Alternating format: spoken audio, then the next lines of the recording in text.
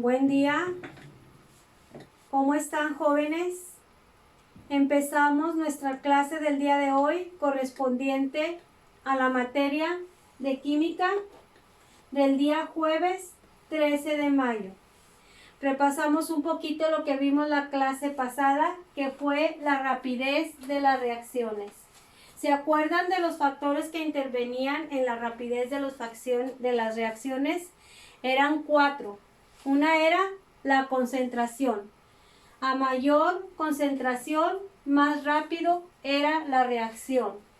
La otra era la temperatura. A mayor temperatura, mayor era la rapidez de la reacción. La subdivisión era que entre más subdividida o triturada estaba el material, era más rápida la reacción. Y por último, la naturaleza de los materiales. Cada material tiene diferente forma de reaccionar. Unos reaccionan más rápido, otros reaccionan más lento, dependiendo con lo que se vaya a combinar. Muy bien, pues vamos a continuar con el tema de hoy, que es rapidez de reacción y el modelo cinético de las partículas. Aprendizaje explica y predice el efecto de la temperatura y la concentración de los reactivos en la rapidez de las reacciones químicas a partir del modelo corpuscular de la materia. Pues como su nombre lo dice, que vamos a hablar del modelo cinético de partículas. ¿Se acuerdan que en la clase de ciencia del año pasado vimos el modelo cinético de partículas? ¿Se acuerdan de las características que tenía? Vamos a verlo a continuación. Dice características principales de las partículas de acuerdo al modelo cinético. ¿Se acuerdan que tenían constante movimiento, que son microscópicas, que existe vacío entre ellas, que son indivisibles, que entre ellas hay una fuerza de atracción y que tienen masa, que tienen volumen, entre otros? ¿Se acuerdan que vimos cada uno de ellos? Pues ahorita está involucrado también en las características principales de las reacciones químicas. Vamos a ver la siguiente diapositiva. Dice, la temperatura mide la energía cinética media de las partículas. A mayor energía cinética hay mayor movimiento de las partículas y también hay mayor colisión entre ellas, o sea que chocan más. Y está involucrada también la temperatura. La temperatura, decíamos que entre mayor es la temperatura es más rápida la reacción. Entonces quiere decir que es más rápido su movimiento y que también hay más choque entre las partículas. Y dice que a menor energía cinética media, menor movimiento hay de las partículas, o sea que se mueven más lentas, y al moverse más despacio o más lento, los choques también son menos. Y en cuanto a la temperatura, pues la temperatura va a estar más baja. Muy bien, habíamos visto también que entre mayor energía hay, lo relacionábamos con las reacciones exotérmicas, y entre menos reacción hay con las endotérmicas. Acuérdense que las exotérmicas generaban energía y las endotérmicas absorbían energía. Muy bien, vamos a seguir. Dice, la importancia de las colisiones entre las partículas. Para que una reacción se lleve a cabo, las partículas de los reactivos involucrados deben interaccionar unas a otras y sufrir esos cambios para poder generar los productos. Sí, pues entre más rápido sufran ese cambio, más rápido se van a generar los productos. Quiere decir que se facilita el proceso, que lo hacen más rápido, pero tienen que tener esa interacción más rápida. ¿Ok? Vamos a la siguiente. Dice, en la rapidez de la reacción depende del número de colisiones. ¿Qué quiere decir esto? Que entre más colisiones tenga, entre más choques tenga y más concentradas estén en las partículas y la temperatura esté más alta, todo en relación van a ser más rápido el proceso. ¿Sí? Vamos a la siguiente diapositiva, por favor. Dice, la energía de activación. ¿Qué es la energía de activación? Dice, es la energía que necesita un sistema antes de poder iniciar un determinado proceso. Suele utilizarse para determinar la energía mínima, ¿sí?, necesaria para que se produzca una reacción dada. ¿Sí? En las reacciones exotérmicas, esta energía de activación no se necesita en gran cantidad, pero en las endotérmicas sí se necesitan en gran cantidad. Entonces, vamos a ver también que hay sustancias. Vamos a ver la siguiente diapositiva, por favor.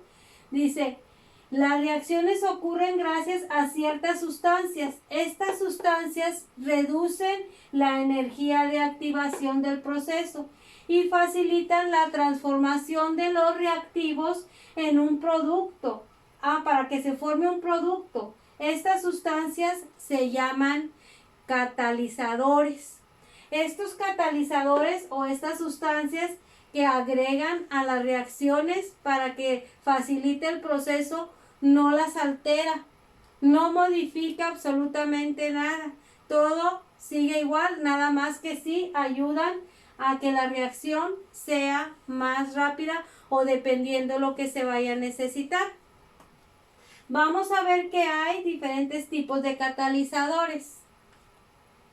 Hay catalizadores sintéticos y de enzimas. Los catalizadores sintéticos son aquellos que producen los químicos y aceleran las reacciones en distintos tipos.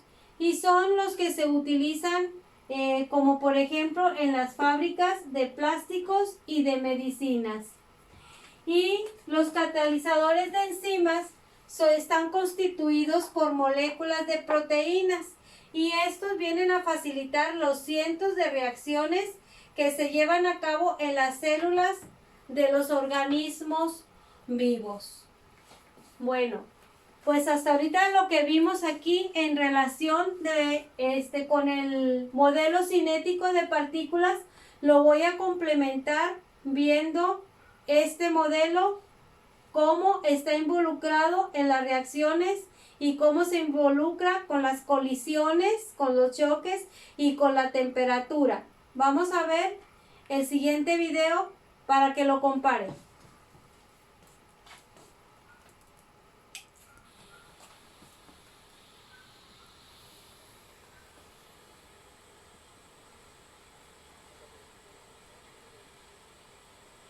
Una producción Enciclopedia Británica. Teoría molecular de la materia. Observemos algunas propiedades de la materia que han conducido a la teoría cinético-molecular. Veamos la materia en cada uno de sus tres estados. Sólida como la tiza, líquida como el agua y gaseosa como el aire de esta probeta. Veamos cómo se mezclan los gases. Colocamos esta ampolla que contiene bromo en el interior de la probeta y la rompemos. Por el color notaremos que el vapor de bromo se difunde lentamente en el aire. Las imágenes tomadas en cámara rápida permiten acelerar el proceso 60 veces. En realidad, el bromo necesita 23 minutos en difundirse en el aire de la probeta. ¿Cómo es posible que una sustancia pueda pasar a través de otra? Consideremos el aire. La teoría cinético-molecular se basa en la suposición de que toda materia está constituida de diminutas partículas, en constante movimiento, llamadas moléculas. En un gas, las moléculas están muy separadas y se mueven con gran libertad. En nuestra probeta hemos dejado que las moléculas de bromo se difundan entre las moléculas de aire que obstaculizan al bromo, y por ello la difusión es muy lenta. Si nuestra hipótesis es correcta, podremos hacer predicciones que concuerden con las observaciones. Supongamos que no haya moléculas de aire que frenen en la probeta. ¿No se difundiría el bromo más rápidamente? Probamos esta predicción extrayendo el aire. Ahora el bromo llena la probeta instantáneamente, como predecíamos. Supusimos que las moléculas están en movimiento. Para comprobarlo, introducimos humo en el aire, y a través del microscopio vemos las partículas de humo en movimiento. Estas son golpeadas por las moléculas de aire que son demasiado pequeñas para poderlas ver. Este movimiento se llama movimiento browniano. Pero aunque las moléculas tienen un tamaño y peso muy pequeño, su número es infinitamente mayor de lo que podemos representar aquí. En 1 centímetro cúbico de aire hay tantas moléculas como granos de sal de mesa en un cubo de 1 kilómetro de lado.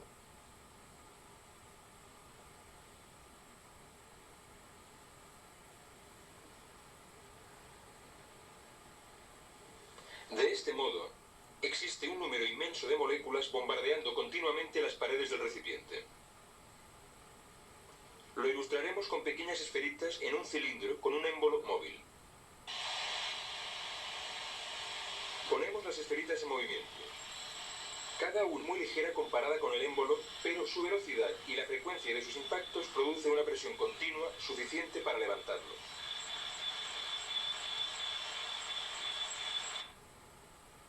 Las moléculas aceleradas de un gas tienen un efecto similar que podemos medir como presión del mismo. ¿Qué condiciones varían la presión de un gas? Si introducimos más gas en este cilindro de volumen determinado, un mayor número de moléculas chocan con las paredes y la presión aumenta. Si dejamos salir gas, la presión disminuye. Al enfriar un gas, vemos también que la presión baja. Para interpretar esto, supondremos que al enfriar una sustancia disminuye la velocidad media de las moléculas, y por lo tanto su energía cinética se reduce. Los impactos son más débiles y la presión es menor. Por el contrario, la presión aumentará calentando el gas. Existe otro factor que debemos considerar en nuestro estudio de esta teoría. Cualquier materia se atrae con cualquier otra materia, por lo que cada molécula se atrae con todas sus vecinas. Esta atracción tiene poco efecto en un gas, donde las moléculas están muy separadas y se mueven a gran velocidad. Podemos ver un efecto semejante con una bolita de acero moviéndose cerca de un imán. Esto afecta poco a la bolita, si pasa rápidamente, pero si reducimos su velocidad, el efecto aumenta. Si reducimos la velocidad de las moléculas de un gas al enfriarlo, la interacción aumenta, obligándolas a unirse y pasando a formar parte del estado líquido.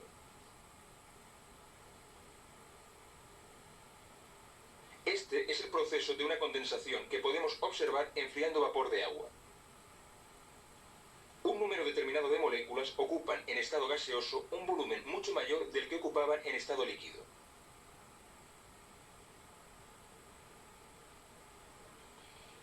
Podemos condensar un gas aumentando la presión sobre el gas, lo que une a las moléculas aumentando el efecto de su atracción mutua. De la misma forma que el imán atrae más y más a la bolita al pasar más cerca. El efecto es el mismo que con el del enfriamiento, un cambio de estado de gas a líquido. Observemos ahora las características de la difusión en los líquidos. Tenemos permanganato de potasio y agua. Como las moléculas están mucho más juntas en el líquido que en el gas, podemos esperar una difusión más lenta. Observemos el proceso de difusión a cámara rápida, ya que se necesitan 18 horas para completarlo. Aunque las moléculas de un líquido están muy próximas entre sí, pueden moverse al azar.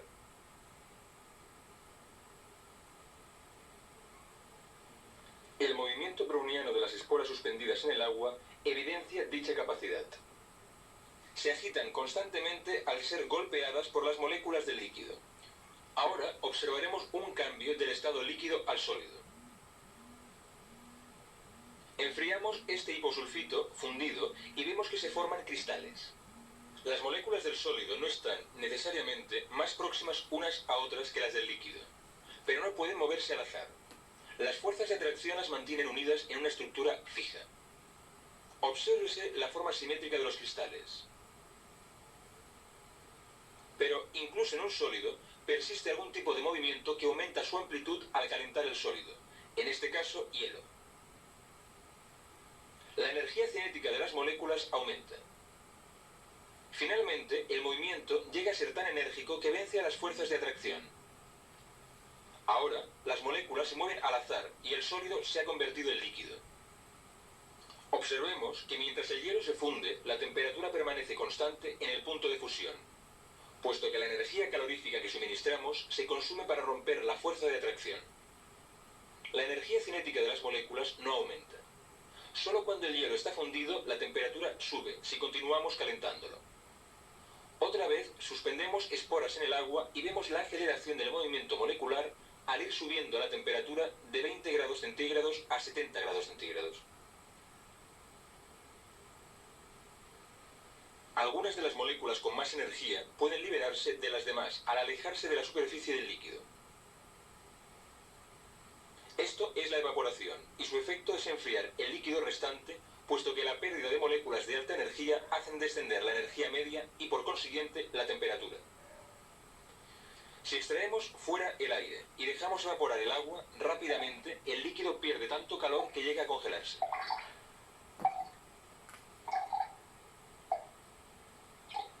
Volvamos al agua que estábamos calentando. La temperatura continúa subiendo hasta alcanzar el punto de ebullición. La energía cinética media de las moléculas es tan elevada que todas pueden evaporarse a la vez. Una vez más, la temperatura permanece constante durante el cambio de estado, ya que la energía calorífica se emplea para liberar moléculas. Ahora están muy separadas, moviéndose con gran libertad y velocidad. En condiciones normales podemos considerar nula la influencia de unas sobre las otras. Sólido, líquido, gas. Los tres estados de la materia parecen completamente diferentes en nuestros sentidos. Sin embargo, las diferencias que hemos visto se deben simplemente a movimientos moleculares distintos. La materia, en sus tres estados, puede considerarse compuesta de pequeñas partículas en movimiento. Esta es la suposición fundamental de la teoría cinético-molecular.